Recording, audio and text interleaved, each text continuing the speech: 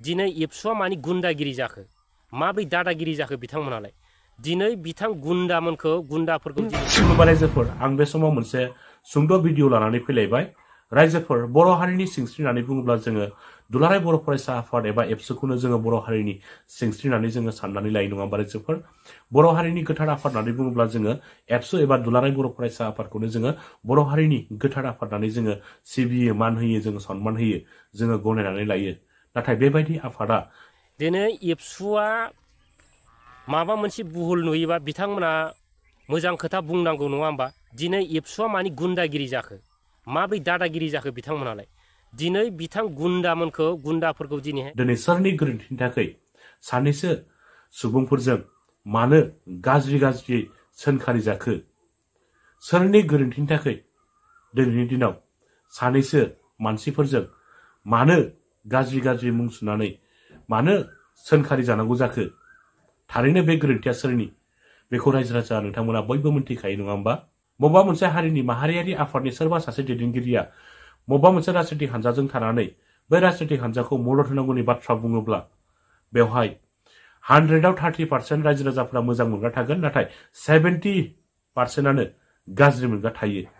जोंनि बर' हारिनि गेजेरावनो जोंनि बर' रायजो राजाफोरानो सोरबाया बिपिएफखौ मोजां मोनग्रा दङ सोरबाया बिजेपिखौ मोजां मोनग्रा दङ सोरबाया इउपिपिएलखौ मोजां मोनग्रा दङ सोरबाया कंग्रेसखौ मोजां मोनग्रा दङ जोंनि बर' हारिनि गेजेरावनो बेबायदि गाव गावनि गोसोजों गुबुन दोलोफोरखौ मोजां मोनग्रा दङ थिग बेफोरबायदि अपोजिशन पार्टीखौ मोजां मोनग्रा रायजो राजाफोरानो दिनैनि दिनाव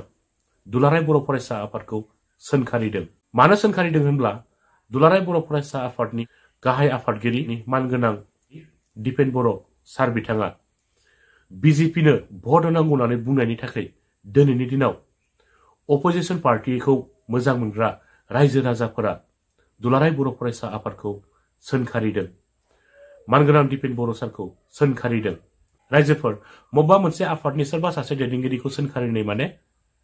बै आफादखौ सोंखारिनाय नङा होमबा रायजोफोर मानगोनां B.V.N बर' बिथांखौ सोंखारिनाय माने दुलाराय बर' फरायसा आफादखौनो सोंखारिनाय नाथाय साननो गोनाङा बिसोरदि रायजोफोर दुखुनांथावनासिन जानाया बिसोरदि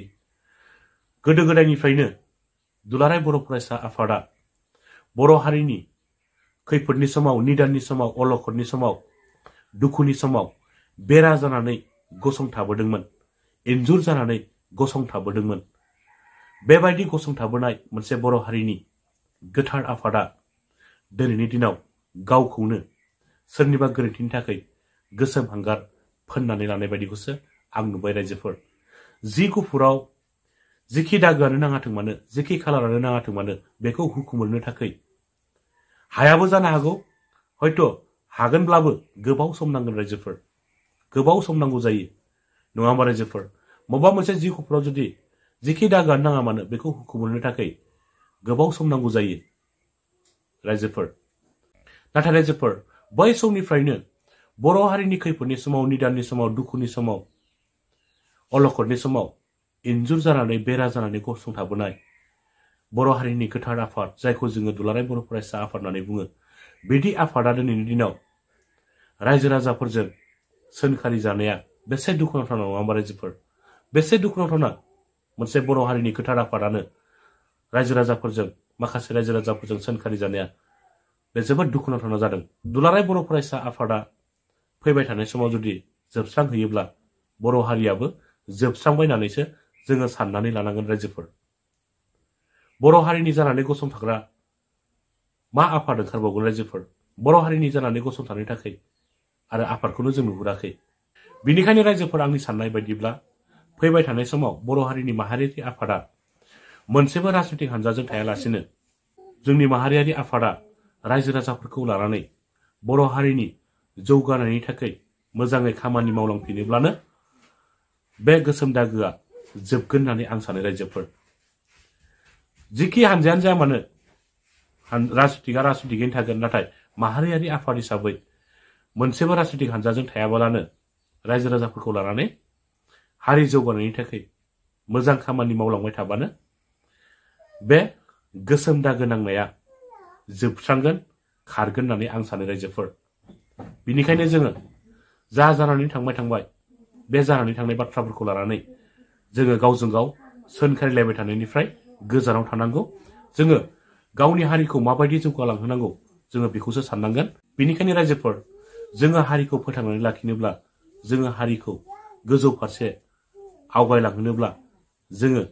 गावजों गाव सोंखारिलायबाय थानायखौ ज्राब दोननानै बावगारनानै जोङो मोजां लामाजों बयबो खौसेयै आवगायलांफिननांगोन। अब्लासो जोंनि बर' हारिया गेरेमसा महर मोनहैगोन। बड'फा उपेन्द्रनाथ ब्रह्म बिथांनि जि थांखि, जि नुनाय सिमां, बै सिमाङा जाफुंसारगोन होननानै आं सानो रायजोफोर। गावजों गाव जुदि बर'फ्रा सोंखारिलायबाय थायोब्ला बड'फा उपेन्द्रनाथ ब्रह्म बिथांनि जि थांखि, जि सिमां, बै सिमाङा मोगथां महर मोनहैनाय नङा रायजोफोर। दुलाराय बर' फरायसा आफादाबो बबेबा मोनसे राजनितिक हानजाजों थानानै बाथ्रा बुंबाय थायोब्ला, बबेबा मोनसे राजनितिक हानजाखौ सापर्ट खालामनायनि जुदि बाथ्रा बुंबाय थायोब्ला, राजनितिक हानजाजों थानानै बाथ्रा बुंबाय थायोबा रायजो राजाफोरनि सिगाङाव बड'फा उपेन्द्रनाथ ब्रह्म बिथांनि जि सिमां नुनाय, जि थांखि, बै थांखिखौ जाफुंसार होनो हानाय नङा रायजोफोर। मालाबाबो जाफुंसार होनो हानाय नङा। माहारियारि आफाद हिसाबै माहारियारि आफादा रायजो राजाफोरखौ लानानै हारिनि मोजांनि थाखाय हारिखौ बोरै जौगाहोलांनो हागोन बेखौसो साननाया गाहाम रायजोफोर। नंगौ रायजोफोर, राजनितिक हानजानि मानसिफ्रा मालाबाबो खौसे जालायनो हाया, नाथाय जों रायजो राजाफ्राथ' हायोना। स' रायजोफोर, आंनि दिनैनि भिडिअ'आबो बेखिनियानोसै। आंनि भिडिअ' बुंनायफ्राव माबाफोर गेना गोरोन्थिफोर जादोंब्ला आं सासे बर' फिसा हिसाबै आं नोंथांमोननिफ्राय निमाहा मोनगोन होननानै आङो मिजिंथिबाय। एसेनोसै रायजोफोर, जै बर' हारिनि।